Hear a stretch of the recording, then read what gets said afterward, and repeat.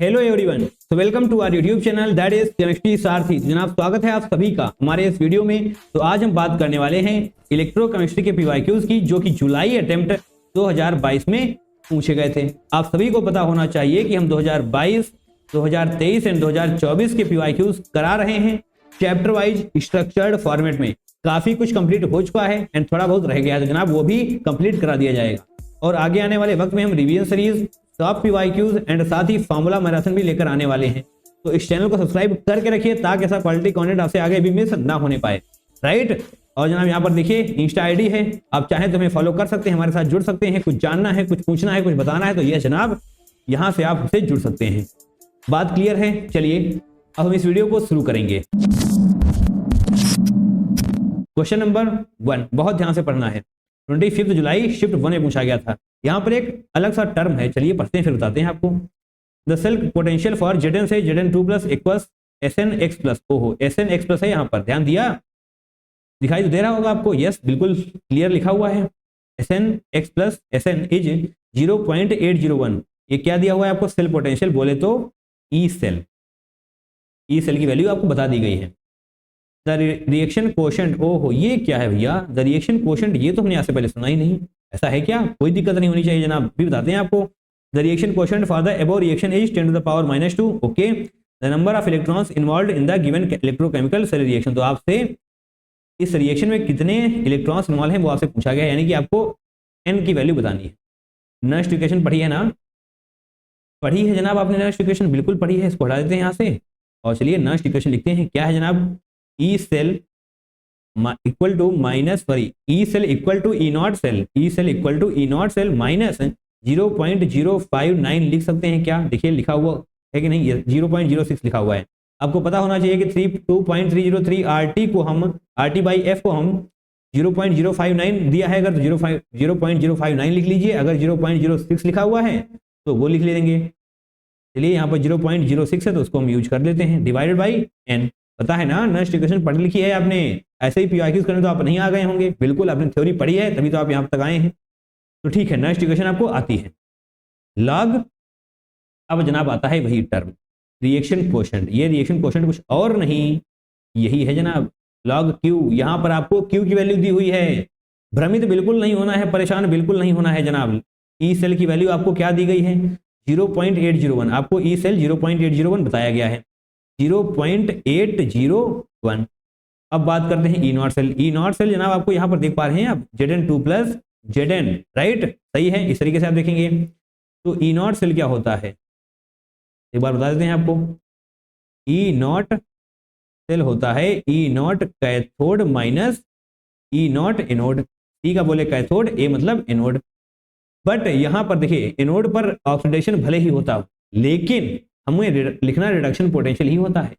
Anode पर oxidation भले ही होता हो, अच्छी बात है, बट इस फॉर्मूले में हम रिडक्शन पोटेंशियल का ही यूज करते हैं।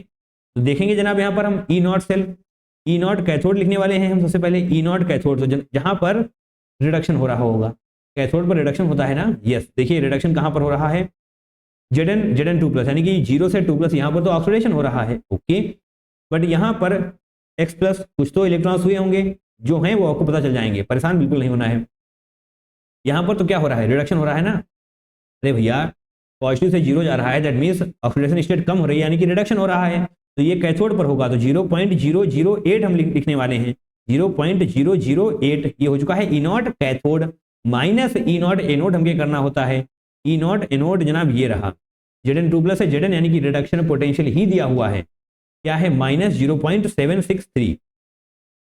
तो माइनस लगा हुआ है, तो -0. ओके, इसको थोड़ा रफ कर लेंगे। -7 तो जनाब हो ही नहीं सकता, -0.763। क्लियर है? ये आपने ई नॉट सेल लिख दिया है, E nought cathode minus E nought anode. चलिए 0.06 डिवाइड बाई एन करेंगे, log Q. Log reaction quotient आपको दिया हुआ है 10⁻², 10⁻²। क्या आप इसको सॉल्व कर सकते हैं? देखिए 0.801 होने वाला है, इसको आप ऐड करेंगे तो क्या आएगा? चलिए साइड में ऐड कर लेते हैं, फिर यहाँ पर लाकर के हम माइनस में कर देंगे। क्लियर है? 0.008 दिया हुआ है, माइनस माइनस प्लस हो जाएगा, तो जनाब यहाँ पर प्लस करेंगे हम, 0.763 है, यही तो है। एक बार वैल्यू देख लेते हैं, 763। ओके, 8 3 11, यानी कि 0.771 0.771 ये आने वाला है। ये इस तरफ आएगा पॉजिटिव का, बट इस तरफ आप लेकर आएंगे तो माइनस लग जाएगा 0.771 इक्वल टू माइनस जनाब यहाँ पे लगाया है माइनस 0.06 डिवाइडेड बाई n। अब इसको सॉल्व करेंगे, log 10 टू द पावर -2 है, ये -2 इस तरफ आएगा। चलिए -2 यहाँ आ चुका है, हमने ये मल्टीप्लाई दिखा दिया, कंफ्यूज नहीं होना है बिल्कुल। -2 यहाँ पर आ गया, अब क्या बचा है log 10। अब जनाब बताइए log 10 की वैल्यू 1 होती है ना, बताइए होती है ना 1? बिल्कुल बिल्कुल बिल्कुल होती है। चलिए येलो पेन लेकर आएंगे, अब इसको सॉल्व करिए, क्या आने वाला है 0.801 से 0.771। ओके 1 से 1 जाएगा तो 0 बचने वाला है, इसको 0 बचने वाला है, सही है। अब जनाब 80 से 77 यानी कि 0.03 ऐसा ही तो है। देखिए कर लेते हैं यहाँ पर 801 0.771 1 से 1 जाएगा 0 बचेगा, यहाँ पर जनाब 3 बचने वाला है और यहाँ पर 0। सही किया था हमने, यस 0.03 है। ओके तो इसको हटा लेते हैं, बाकी कोई दिक्कत नहीं होनी चाहिए आपको। और ये माइनस का माइनस रहेगा या प्लस? नहीं प्लस रहेगा, क्योंकि पॉजिटिव साइन बड़े नंबर के सामने है। Equal to minus 0.06 divided by n into -2। अब जनाब ये माइनस माइनस प्लस हो जाएगा ना, तो इसको माइनस माइनस को हटा देते हैं यहाँ से। क्लियर? अब n की वैल्यू आप निकालिए यहाँ से, n को जनाब इस तरफ ले जाइए, इसको नीचे लेकर आएंगे हम 0.06 इंटू 2 डिवाइडेड बाई 0.03। 2 डिजिट के बाद यहाँ भी पॉइंट है, 2 डिजिट के बाद वहाँ भी पॉइंट है, तो दोनों को हटा देंगे। 3 दूनी 6 2 2 4 यानी कि n इक्वल टू 4 आ चुका है। बोलिए हाँ कि ना? इस क्वेश्चन को करेक्ट किया जा सकता था क्या नहीं किया जा सकता था?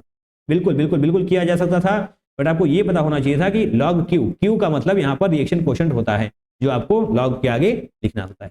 आपने अभी तक पढ़ा होगा कि प्रोडक्ट की कंसंट्रेशन डिवाइडेड बाई रिएक्शन की कंसंट्रेशन, पढ़ा है ना? यस, बट उसी को हम रिएक्शन कोशेंट भी बोलते हैं। तो अगर आपको ये आता है तो इस क्वेश्चन में ऐसा कुछ भी नहीं है जो आपसे आउट ऑफ द बॉक्स जाकर पूछा जा रहा हो। क्लियर है? बेसिक चीजें पर डिस्कस किया गया है। तो चलिए क्वेश्चन नंबर 2 को करेंगे। क्वेश्चन नंबर 2 25 जुलाई शिफ्ट 2 में पूछा गया था। The molar conductivity of a conductivity cell filled with 10 moles of 20 ml NaCl solution is lambda m1, okay, and that of 20 moles another identical cell having 80 ml NaCl solution is lambda m2. The conductivities exhibited by these two cells are same. तो आपसे पूछा गया है relationship between lambda m2 and lambda m1। तो बताइए जनाब इस question में ऐसा क्या है जो आपको परेशान कर रहा है? सिंपल सा फॉर्मूला है, लगाइए और फटाफट से आंसर को करेक्ट कर दीजिए। Lambda m equal to kappa into 1000 divided by m बोले तो मोलैरिटी, यही तो फॉर्मूला होता है मोलर कंडक्टिविटी का। पढ़ा है ना? यस जनाब आपने बिल्कुल पढ़ा है। तो जनाब यहाँ पर हम ये वाला पेन लेकर आते हैं, फिर आपको समझाते हैं कि क्या कुछ हो रहा है। अनादर आइडेंटिकल से लिखा हुआ है ना, देखिए दिखाई दे रहा है आपको कि नहीं? ये कुछ नया नया सीखा है हमने आजकल, राइट? चलिए इसका मतलब क्या हो गया कि कप्पा की वैल्यू सेम होने वाली है। कप्पा की वैल्यू दोनों सेल में सेम होने वाली है, तो मोलर कंडक्टिविटी सिर्फ और सिर्फ मोलैरिटी पर ही डिपेंड करेगी, और वो भी कैसे? Inversely proportional. बोलिए हाँ कि ना? क्या समस्या है जनाब इसको लिखने में? कुछ नहीं ना, क्योंकि ये वाला फॉर्मूला तो आपको आसानी से आता है और ये सब तो क्लियर है। ओके, यानी कि आपको क्या करना पड़ेगा, lambda m1 by lambda m2 जब आप करेंगे, और ये तो उल्टा हो जाने वाला, that means m2 by m1 हो जाएगा। क्यों हो जाएगा? क्योंकि जनाब क्या है, इनवर्सली प्रोपोर्शनल है ना। यस, तो चलिए lambda m1 by lambda m2 की रिलेशनशिप आपको बतानी है। चलिए इनकी रिलेशनशिप बताएंगे हम, खुद की रिलेशनशिप के बारे में सोचना बिल्कुल भी नहीं है, right? Lambda m1 by lambda m2 molarity of second cell की बात करी गई है यहाँ पर। तो मोलैरिटी के लिए क्या करना होता है हमको? मोल्स अपॉन वॉल्यूम ना। Yes, moles upon volume. तो यहाँ पर मोल्स कितने हैं? 20, वॉल्यूम कितना है? 80 ml, 20 बाई 80। अब बात कर लेते हैं पहले सेल की। यहाँ पर क्या है? 10 मोल्स और 20 ml सोल्यूशन है, वॉल्यूम 10 बाई 20। चलिए इसको सॉल्व कर लेते हैं। 20 80 यानी कि 1/4 यहाँ पर आ जाएगा, 10 1 यानी कि 1/2 यहाँ पर आ जाने वाला है, 1/4 ऐसे हो जाएगा, 2 यहाँ पर जाने वाला है, lambda m1 by lambda m2 हो जाएगा। बिल्कुल, और जनाब ये 2 4 जाने वाला है, तो ये इस तरफ जाएगा। ओके, यानी कि लैम्डा m1 के आगे 2 आ जाने वाला है, इक्वल टू लैम्डा m2। तो यह दिक्कत तो नहीं हुई इसको करने में। चलिए थोड़ा हम आपको बता देते हैं, हालांकि आपको समझ में आ ही चुका होगा, राइट? यहाँ पर क्या आ चुका है, इसको सॉल्व करने के बाद 1/2। अब जब ये 2 इस तरफ जाएगा, यानी कि 2 लैम्डा m1 हो जाएगा, और ये इधर जाएगा लैम्डा m2 हो जाएगा। क्या कोई ऐसा ऑप्शन आपको नजर आ रहा है? आइए देखते हैं। ट्वाइस ऑफ लैम्डा m1 होना चाहिए, ट्वाइस ऑफ लैम्डा m1 होना चाहिए। Yes yes yes, option number A is going to be the correct one. कोई दिक्कत नहीं होनी चाहिए। चलिए आगे बढ़ते हैं। क्वेश्चन नंबर 3, 25 जुलाई शिफ्ट 2 में पूछा गया था। तो जनाब ये क्वेश्चन आपको पीडीएफ में नहीं प्रिंट मिलेगा, आपको ये लिखना पड़ेगा क्योंकि यहाँ पर हमने लिखा हुआ है, राइट। क्योंकि जब भी पीडीएफ बनाई गई है वहां पर हम ये वाला क्वेश्चन डालना भूल ही गए थे। कोई दिक्कत नहीं है जनाब, यहाँ पर आप लिख लेंगे। बाकी ये क्वेश्चन बहुत ज़्यादा टफ भी नहीं है। पढ़िए, the spin only magnetic moment, ओहो यहाँ पर डी एंड एफ ब्लॉक का थोड़ा सा तड़का मारने की कोशिश करी गई है, ठीक है, कोई दिक्कत नहीं है। The spin only magnetic moment value of m3 plus ion in gaseous state from the pairs Cr3 plus से Cr2 plus Mn3 plus Mn2 plus Fe3 plus Fe2 plus and CO3 plus CO2 plus, okay, that has negative standard electrode potential. इसलिए जनाब हमने इसको electrochemistry में रखा है। Negative standard electrode potential, जब आप इन चारों को देखेंगे, क्रोमियम, मैग्नीज, आयरन और कोबाल्ट, तो आप पाएंगे कि इन चारों में से सिर्फ एक ही है जिसका निगेटिव स्टैंडर्ड पोटेंशियल होता है। और कौन है वो? ये है वो, ये है वो क्रोमियम। क्रोमियम ही ऐसा है जिसका निगेटिव स्टैंडर्ड पोटेंशियल होता है, बाकी तीनों के पॉजिटिव होते हैं। बाकी तीनों इस हाइड्रोजन, ये हाइड्रोजन की लाइन हो जाती है ना, हाइड्रोजन स्टैंडर्ड इलेक्ट्रोड पोटेंशियल कितना होता है हाइड्रोजन का? 0। इसके ऊपर पॉजिटिव वाले, इसके नीचे निगेटिव वाले। तो ये जो तीनों है ना वो उसके ऊपर हैं, ये क्रोमियम ही है जो इसके नीचे होता है। क्लियर है? यस। चलिए क्रोमियम Cr3 प्लस के बारे में बताया गया, बताना है आपको। Cr3 प्लस, अब भैया क्या एटॉमिक नंबर होता है क्रोमियम का? 24 होता है ना। 24 एटॉमिक नंबर का मतलब, चलिए पहले क्रोमियम की हम इलेक्ट्रॉनिक कन्फिग्रेशन लिखते हैं। आप बहुत बार कर चुके हैं ये। चलिए क्रोमियम की इलेक्ट्रॉनिक कन्फिग्रेशन क्या होने वाली है? 4s2 3d4। देखिए उस तरफ का लिखने का कोई सेंस बनता नहीं है, तो यही पर से हम लिख रहे हैं। सही है, 4s2 3d4। क्रोमियम का एटॉमिक नंबर क्या होता है? बताइए बताइए क्या होता है? 24 ना। यस 24 होता है। तो Cr3 प्लस की इलेक्ट्रॉनिक कन्फिग्रेशन क्या होने वाली है? 4s2 और ये 3d1। पर हमने यहाँ पर ये गलती कर दी क्योंकि इसकी तो एक्सेप्शनल होती है ना जनाब, इसकी एक्सेप्शनल होती है, हमें याद ही नहीं रहा। ओहो, क्रोमियम कॉपर एक्सेप्शनल होती है 4s1 3d5। तो यहाँ पर क्या है? 4s1 3d2। Okay, 4s1 3d2, यानी कि यहाँ पर कितने अनपेयर्ड इलेक्ट्रॉन हैं?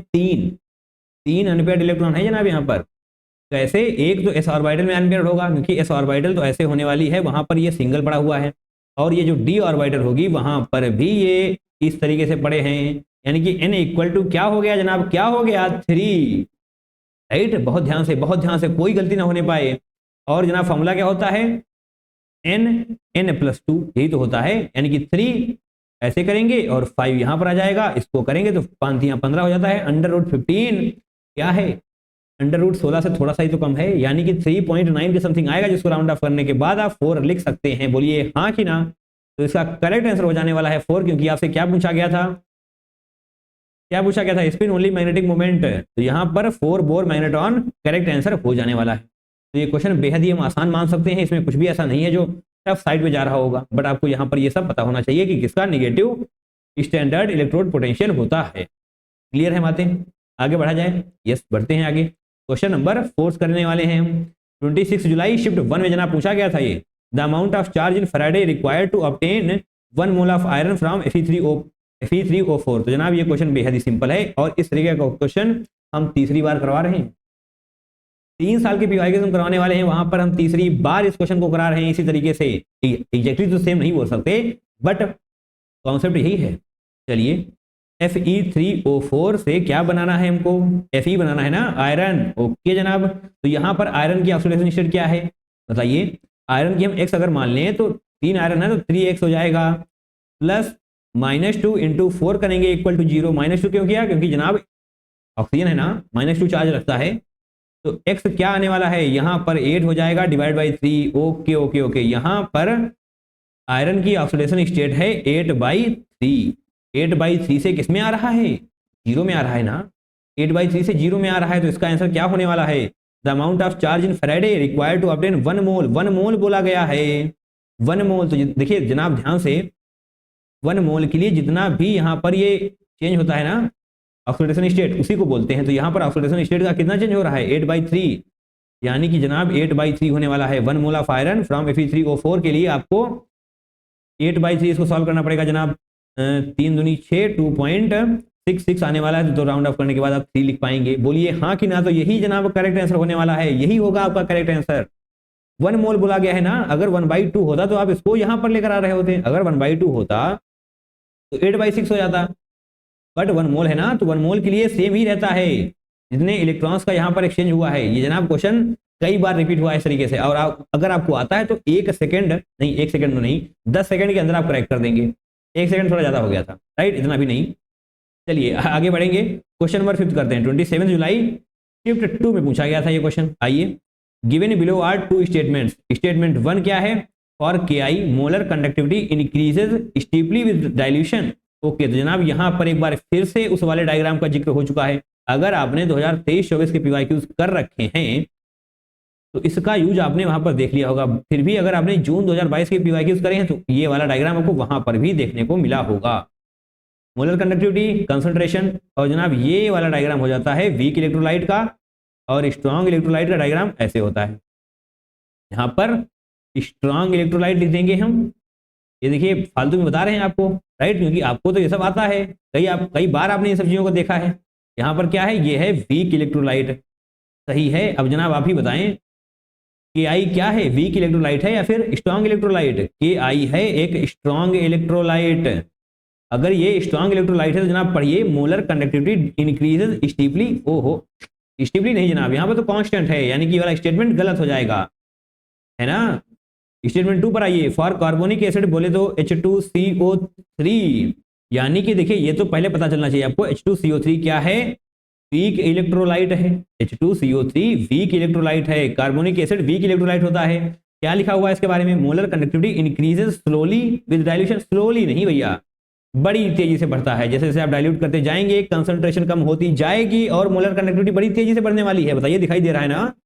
कंसंट्रेशन आप कम कर रहे हैं, इस तरफ आ रहे हैं तो कंसंट्रेशन कम हो रही है। कंसंट्रेशन कम होने का मतलब आप डाइल्यूशन बढ़ा रहे हैं, राइट। तो जैसे जैसे कंसंट्रेशन कम हो रही है, ये देखिए कितनी तेजी से बढ़ गई, तो जनाब ये गलत हो जाएगा, राइट। ये होना चाहिए था यहाँ पर इंक्रीजेज स्टीपली विद डाइल्यूशन, तो यहाँ पर इधर उधर हो गया है, राइट। चलिए दोनों ही स्टेटमेंट गलत है, तो both okay, option number B is going to be the correct one. तो जनाब स्ट्रॉन्ग इलेक्ट्रोलाइट का मतलब होता है कंप्लीटली डिसोशिएट ऑन डाइल्यूशन। चलिए लिख देंगे यहाँ पर हम कंप्लीटली डिसोशिएट ऑन डाइल्यूशन। हालांकि आपको पता होगा, बट अगर नहीं पता है ना तो ये लिख लेना है। इन सब चीजों पर फोकस अगर बना रहेगा तो क्वेश्चन आसानी से क्रैक होने वाले हैं। क्लियर है? चलिए आगे बढ़ेंगे और हम क्वेश्चन नंबर 6 को करने वाले हैं। Question number 6, match list 1 with list 2। तो आपके पास लिस्ट 1 में कुछ रिएक्शंस दी हुई हैं एंड दूसरी रिएक्शन बतानी है कि वो कहां पर होती है ना। देखिए पहली रिएक्शन को जो आप देखेंगे तो आपको पता चल जाना चाहिए कैडमियम निकल वगैरह का यूज हम कहां पर करते हैं? डिस्चार्जिंग ऑफ बैटरी में आपने ये रिएक्शन पढ़ी होगी। अगर आपने इलेक्ट्रोकेमिस्ट्री चैप्टर को पूरी शिद्दत के साथ पढ़ा है तो ऐसा हो ही नहीं सकता कि ये रिएक्शंस आपने ना पढ़ी हो, है ना। ये पर्टिकुलर रिएक्शन आप डिस्चार्जिंग ऑफ सेकेंडरी बैटरी में पढ़ते हैं, अरे हाँ या ना। दैट मीन्स ए का हो जाने वाला है सेकेंड। और ये क्या बात? जिंक ऑक्साइड एमलगम, ये सब कहां पर पढ़ते हैं? मरकरी वगैरह कहां पर पढ़ते हैं जनाब? प्राइमरी बैटरी, प्राइमरी यानी कि बी का हो जाएगा फर्स्ट, अरे हाँ या ना। अगर नहीं पढ़ा है जनाब पढ़िए, वापस से आपको ये रिएक्शन वहीं पर देखने को मिल जाने वाली है ना। अब यहाँ पर चार्जिंग वाली रिएक्शन ये हो जाएगी PbSO4 H2O PbO2 वगैरह, है ना। दैट मीन सी का हो जाएगा यहाँ पर फोर्थ। और ये वाली रिएक्शन तो बहुत ही आसान है, फ्यूल सेल, ये तो निश्चित तौर पर आपने पढ़ी होगी। H2 + O2 H2O, ये कहां पर होता है? फ्यूल सेल में, यानी कि ये हो जाएगा थर्ड। मैचिंग का क्वेश्चन अगर आप 1 या 2 भी कर लेंगे ना तो निश्चित तौर पे +4 हासिल कर लेंगे, क्वेश्चन आपसे क्रैक हो जाएगा। 2143 कहां पर है भैया? 2143 option number C is correct, है ना। देखिए अगर ए आता था तो आप दो ऑप्शंस को निगलेक्ट कर रहे होते। बी आता था तब भी नहीं काम बनता। सी यानी कि 2 से 1 या 2 आएंगे तो काम बन जाएगा। क्लियर है बात? चलिए आगे बढ़ते हैं, क्वेश्चन नंबर 7 को देख लेते हैं। 29 जुलाई शिफ्ट 1 में पूछा गया है। Resistance of a conductivity cell, जिसका सेल कांस्टेंट आपको दिया हुआ है। सेल कांस्टेंट पता है ना क्या होता है? सेल कांस्टेंट की वैल्यू इस तरीके से लिखते हैं, यानी कि L/A आपको दिया हुआ है 120 मीटर इनवर्स, अरे हाँ या ना। यस, ठीक है।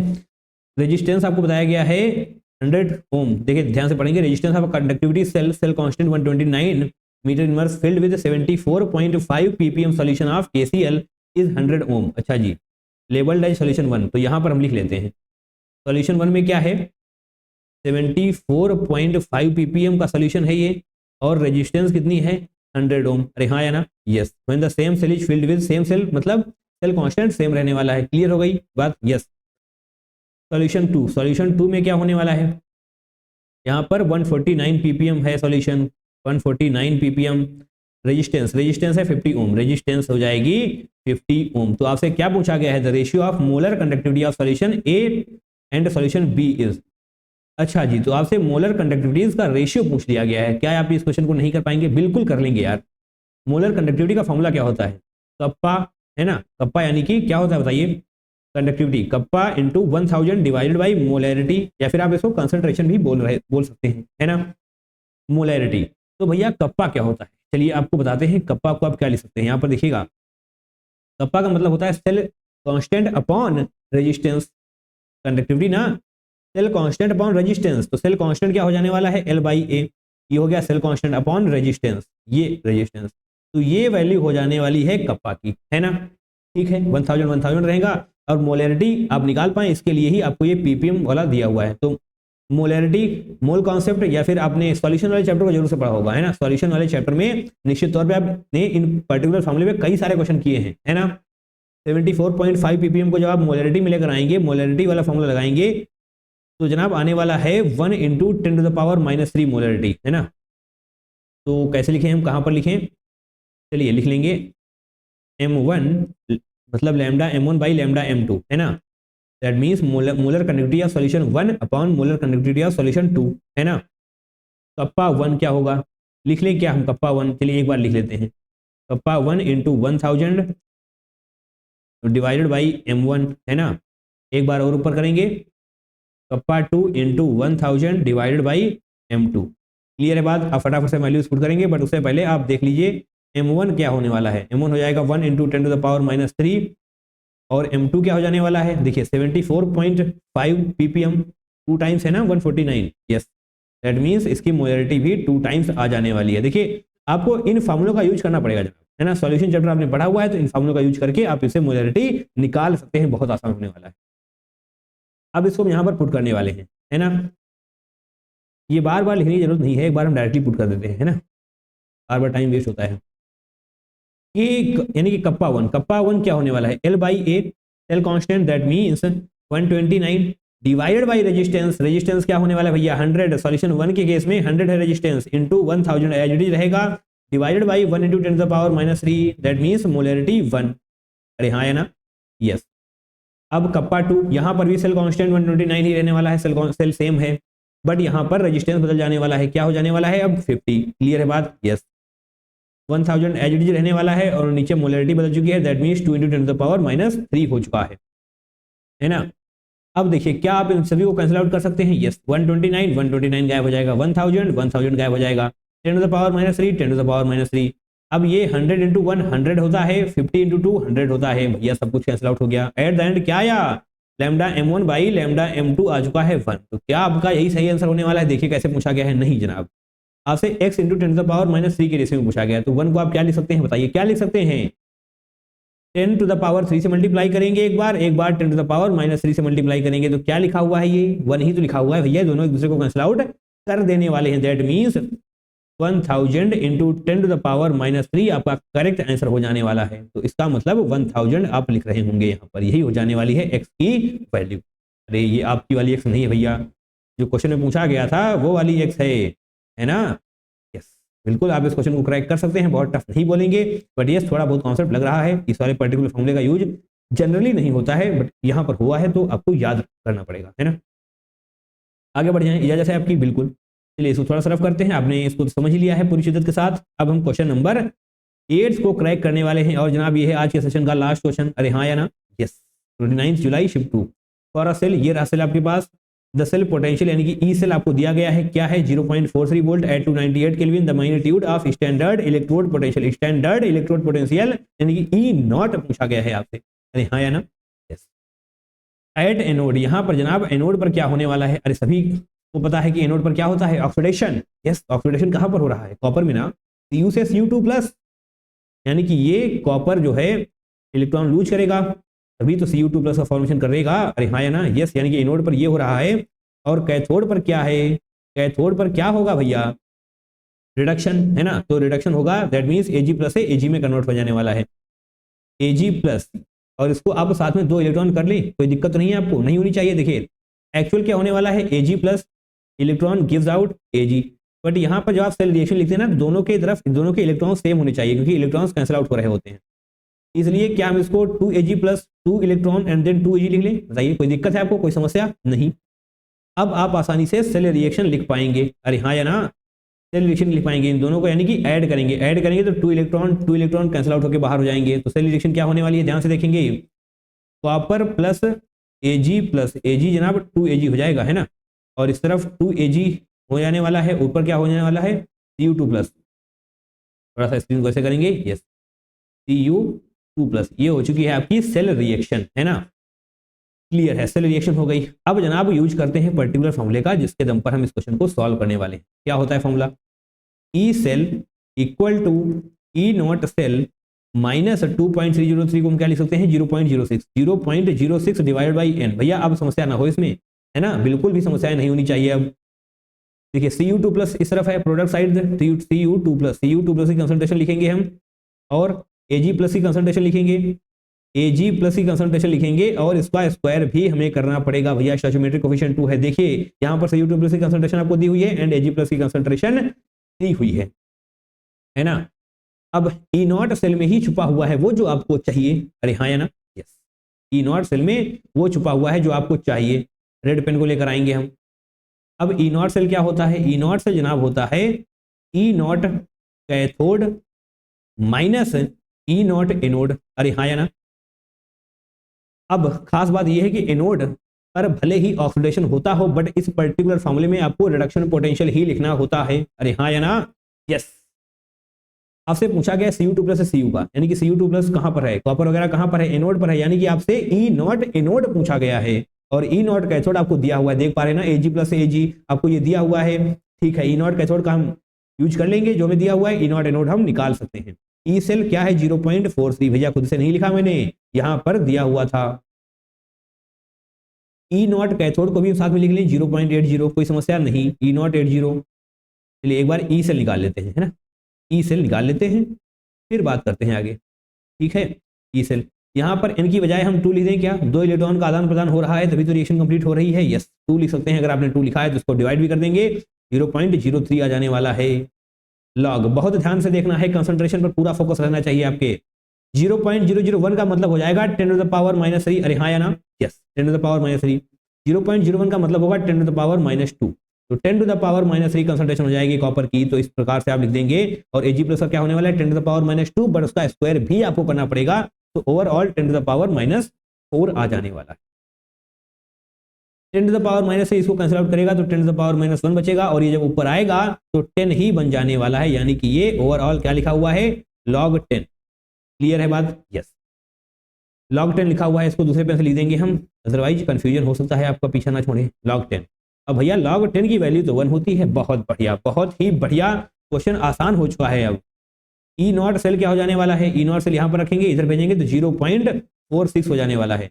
अब यहाँ पर ई नॉट सेल की जगह पर हम क्या लिखने वाले हैं, E nought anode, sorry E nought cathode minus E nought anode, तो E nought cathode minus E nought anode equal to 0.46 हो जाने वाला है। ई नॉट कैथोड आपको दिया हुआ है 0.80, इसको इस तरफ लेकर आएंगे 0.46 हो जाएगा। देन ई नॉट एनोड आपका इस तरफ आ जाने वाला है, तो इसको सॉल्व करेंगे तो ई नॉट एनोड की वैल्यू आ जाने वाली है 0.34।